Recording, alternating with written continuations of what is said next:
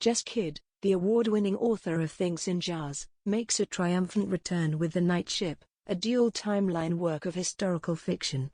The book centers on the real-life tragedy of the Batavia shipwreck of 1629 and draws taut, emotionally resonant connections to its repercussions today through the perspectives of two extraordinary children.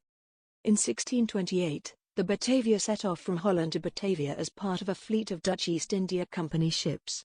The Grand Voyage, captained by merchant Francisco Pelzart and skipper Ariane Jacobs, departed with over 300 men, women and children, scores of jewels and countless rats on board. In Kidd's telling, the boarders included whip-smart and imaginative Mayken, a 9-year-old maid of pale skin and small white teeth and fine fair hair and linen and lace and wool and leather.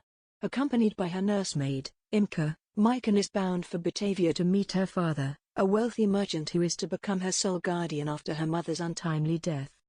Some 300 years later, a 9-year-old boy named Gil, made of pale skin and red hair and thrifted clothes, also embarks on a voyage to Beacon Island, formerly a fisherman's haven but now the hotly contested home to scientists digging up the remains and wreckage of the Batavia, a dark spot on Australia's history. Having recently lost his mother, Gil is being sent to live with his fisherman grandfather, a man so formidable that he is always referred to by his full name, Jos Hurley, and whose arrivals and departures often mark the ends and starts of things. Jos Hurley left, so the kids set out, then the kids had to stop because Jos Hurley returned. When the intuitive and sensitive Gil learns that the island is home to a ghost called Little May, the revelation is both terrifying and seemingly inevitable. Alternating storylines across centuries and oceans, Kidd weaves the stories of these two remarkable children. Each is cast into unknown waters by devastating tragedy, each is naive and malleable enough to see the magic of their journeys, and each is forced to reckon with the failings and flaws of their elders to chart a path forward for themselves. While Mayken takes to life on the ship eagerly and easily, her elderly nursemaid is not so lucky. Imka initially delights in telling the fortunes of her shipmates but soon takes ill with seasickness, fever and boils. With her childish grasp of the situation, Mayken decides that the ship has yet another boarder, an eel-like monster known as Bullyback, literally, Big Bully. Convincing wily and devious steward Jan Pelgrim to help her plumb the ship's depths, she begins a second life as Ob the cabin boy, investigating its darkest corners to hunt the monster that is making Imka sick. Meanwhile, Gil starts to adapt to Beacon Island and its tightly drawn lines between fishermen and scientists, adults and children, realists and believers. While he quickly befriends Sylvia Zanetti, the young wife of the island's most respected fisherman, their relationship is put at odds with the island's hatred of his grandfather, rumored to have taken the Zanetti's property after killing their patriarch.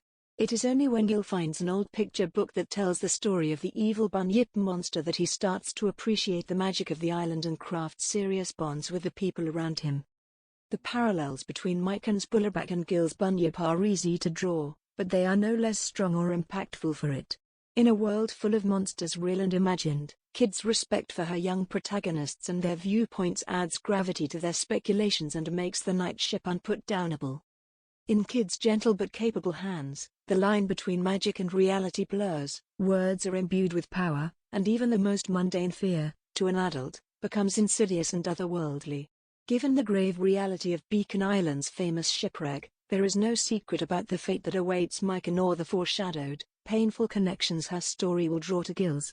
Yet, through the power of Kidd's prose and the sheer ingenuity and precociousness of her characters, the book is absolutely riveting and unguessable, with each twist and turn revealing a new level of imagination, depravity or heart. Dexterous, balanced and fulfilling, The Night Ship is an interconnected tale born not only of shared circumstances or history, but of something much deeper, the wonder of a child and the consciousness of history to repeat, resolve and reckon.